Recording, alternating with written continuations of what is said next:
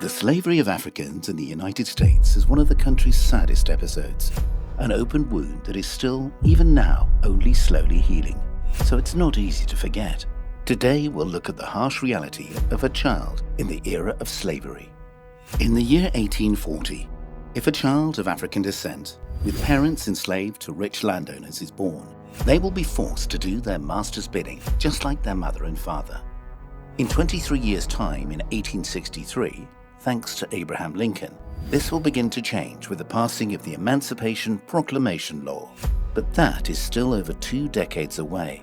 So for now, every child must suffer the consequences of slavery and the horrors of it.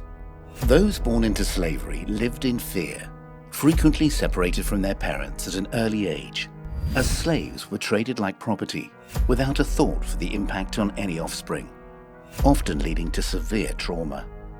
But that's not all. Slave children had to undertake heavy domestic and farming tasks from a young age. Many were dedicated to the job of picking cotton, a very profitable crop for the American colonists, as they sold many tons to the British Empire, France, and other European countries. It was exhausting and stressful work, and if the quotas set were not met, painful punishment followed. Despite being only children, there was no time allowed for play, just an unrelenting schedule of work, with brutally short rest periods. Their food was of very poor quality too, consisting of meager rations of corn flour, and vegetables, with a tiny amount of meat or fish if they were lucky. The harsh work regime lasted from dawn to dusk, with the children only returning to their very rudimentary and unsuitable cabins when night fell. This poor quality accommodation was no match for the harsh weather conditions and afforded no privacy or personal space, as everyone was jammed together like sardines. Totally inhuman conditions. Schooling was prohibited, and anyone caught trying to teach children to read and write would be severely punished. You may wonder, why was this done? Basically, it was to prevent slaves from becoming aware of the paucity of their position with zero rights and encouraging them to want to do something about it. Something that the white slave owners wanted to avoid at all costs. However, there is evidence that, despite the risks involved, clandestine classes did take place.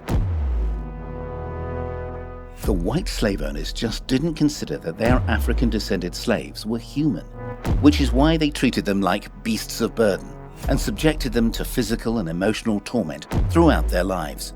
Usually, slaves were punished because they had not completed tasks to their master's satisfaction, but sadly sometimes they were chastised simply for twisted fun. We won't go into the details about this very unpleasant topic, but just to say that slave children lived in constant fear.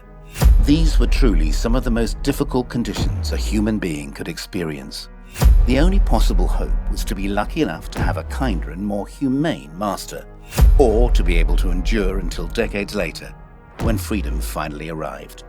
Slavery has existed since the very origins of humanity, and it has always been a story of extreme cruelty, particularly so in the United States, where it persisted for far too long, even after the Emancipation Proclamation in 1863.